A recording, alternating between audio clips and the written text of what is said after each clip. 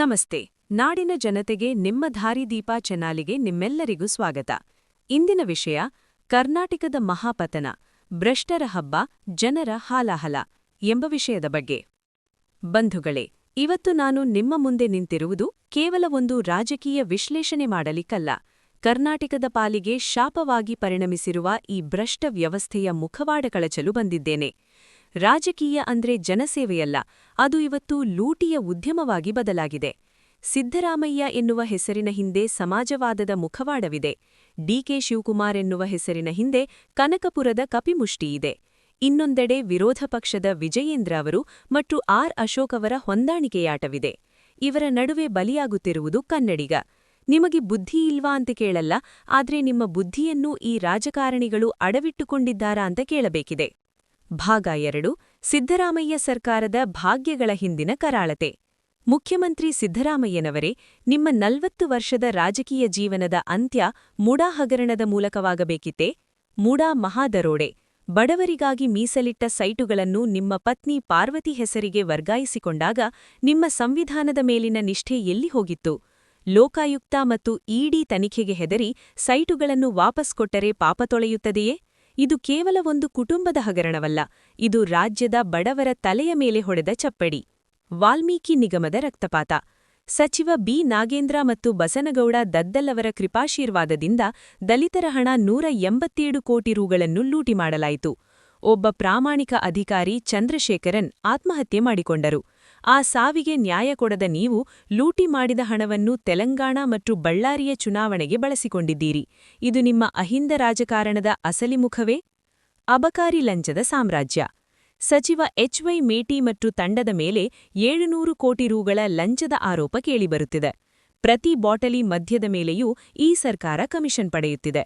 ಕನ್ನಡಿಗರ ಕುಡಿತದ ಮೇಲೆ ನಿಮ್ಮ ಅರಮನೆಗಳು ನಿರ್ಮಾಣವಾಗುತ್ತಿವೆ. ಭಾಗ 3: ವಕ್ಫ್ ಬೋರ್ಡ್ ಎಂಬ ಅಘೋಷಿತ ಸುಲ್ತಾನೇಟ್. ಸಚಿವ ಜಮೀರ್ ಅಹಮದ್ ಖಾನ್ ಅವರ ಅಟ್ಟಹಾಸಕ್ಕೆ ಮಿತಿಯೇ ಇಲ್ಲದಂತಾಗಿದೆ. ರೈತರು ನೂರಾರು ವರ್ಷಗಳಿಂದ ಉಳುಮೆ ಮಾಡುತ್ತಿರುವ ಜಮೀನುಗಳನ್ನು ರಾತ್ರೋರಾತ್ರಿ ವಕ್ಫ್ ಆಸ್ತಿ ಎಂದು ಗೆಜೆಟ್ ನೋಟಿಫಿಕೇಷನ್ ಮಾಡಲಾಗುತ್ತಿದೆ. ವಿಜಯಪುರ, ಹಾವೇರಿ, ಗದಗ್ ಜಿಲ್ಲೆಗಳಲ್ಲಿ ರೈತರು ಕಣ್ಣೀರು ಹಾಕುತ್ತಿದ್ದಾರೆ. ರೈತರ ಭೂಮಿ ಬಿಡಿ, ಮಠಗಳ ಆಸ್ತಿ, ಪುರಾತನ ದೇವಸ್ಥಾನಗಳ ಮೇಲೆಯೂ ವಕ್ಫ್ ಕಣ್ಣು ಬಿದ್ದಿದೆ. ಸಿದ್ದರಾಮಯ್ಯನವರೇ, ನೀವು ಕರ್ನಾಟಕದ ಮುಖ್ಯಮಂತ್ರಿಯೋ ಅಥವಾ ವಕ್ಫ್ ಬೋರ್ಡ್ನ ಏಜೆಂಟೋ ಎಂಬ ಸಂಶಯ ಬರುತ್ತಿದೆ. ಒಂದು ನಿರ್ದಿಷ್ಟ ಕೋಮಿನ ಮತಕ್ಕಾಗಿ ಇಡೀ ರಾಜ್ಯದ ಭೂಮಿಯನ್ನು ಬಲಿಕೊಡುತ್ತಿದ್ದೀರಿ. ನಿಮ್ಮ ಈ ಓಲಾಯಿಕೆ ರಾಜಕಾರಣ ಸಮಾಜದಲ್ಲಿ ಬೆಂಕಿ ಹಚ್ಚುತ್ತಿದೆ. ಭಾಗ 4: ಬಿಜೆಪಿಯ ಹೊಂದಾಣಿಕೆ ಮತ್ತು ಅಸಮರ್ಥತೆ. ಈಗ ವಿರೋಧ ಪಕ್ಷದ ಬಿಜೆಪಿ ಕಡೆಗೆ ಬರೋಣ. ಬಿ.ವೈ. ವಿಜಯೇಂದ್ರ ಅವರೇ, ನೀವು ರಾಜ್ಯಾಧ್ಯಕ್ಷರಾದ ಮೇಲೆ ಮಾಡಿದ್ದೇನು?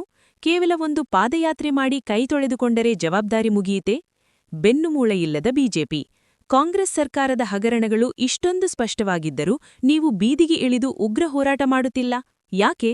ನಿಮ್ಮ ತಂದೆ ಬಿ.ಎಸ್. ಯಡಿಯೂರಪ್ಪ ಮತ್ತು ನಿಮ್ಮ ಮೇಲಿರುವ ಹಳೆಯ ಕೇಸುಗಳನ್ನು ಕಾಂಗ್ರೆಸ್ ಸರ್ಕಾರ ಕೆದಕಬಾರದು ಎನ್ನುವ ಸೆಟಲ್ಮೆಂಟ್ ಮಾಡಿಕೊಂಡಿದ್ದೀರಾ? ಆರ್ ಅಶೋಕ್ ಅವರ ನಾಮಕಾವಸ್ಥೆ ಹೋರಾಟ. ವಿರೋಧ ಪಕ್ಷದ ನಾಯಕರಾಗಿ ನೀವು ಅಧಿವೇಶನದಲ್ಲಿ ನೀಡುತ್ತಿರುವ ಹೇಳಿಕೆಗಳು ಹಾಸ್ಯಾಸ್ಪದವಾಗಿವೆ. ಜನರಿಗೆ ಬೇಕಿರೋದು ನಿಮ್ಮ ಟ್ವೀಟ್ಗಳಲ್ಲ, ಜನರಿಗೆ ಬೇಕಿರೋದು ಸರ್ಕಾರದ ಕುತ್ತಿಗೆ ಪಟ್ಟಿ ಹಿಡಿಯುವ ನಾಯಕತ್ವ. ಒಳಜಗಳದ ರೋಗ. ಬಸನಗೌಡ ಪಾಟೀಲ್ ಒಂದು ದಿಕ್ಕು, ನೀವು ಒಂದು ದಿಕ್ಕು.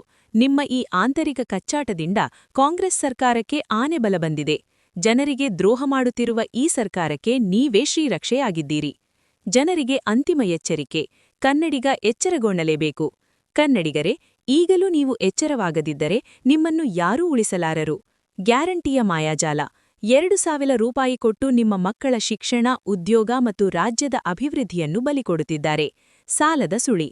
ರಾಜ್ಯದ ಸಾಲ 7.5 ಲಕ್ಷ ಕೋಟಿ ದಾಟಿದೆ. ಪ್ರತಿ ಕನ್ನಡಿಗನ ತಲೆಯ ಮೇಲೆ ಲಕ್ಷಾಂತರ ರೂಪಾಯಿ ಸಾಲ ಹೊರಿಸಿದ್ದಾರೆ. ಅಸ್ತಿತ್ವದ ಭೀತಿ. ನಿಮ್ಮ ಭೂಮಿ, ನಿಮ್ಮ ತೆರಿಗೆ, ನಿಮ್ಮ ಶಾಂತಿ ಎಲ್ಲವೂ ಅಪಾಯದಲ್ಲಿದೆ. ಸಿದ್ದರಾಮಯ್ಯನವರ ಭ್ರಷ್ಟಾಚಾರಕ್ಕೆ ಬೆಂಬಲ ನೀಡಬೇಡಿ, ಬಿಜೆಪಿಯ ಅಸಮರ್ಥತೆಗೆ ಸಾಕ್ಷಿಯಾಗಬೇಡಿ.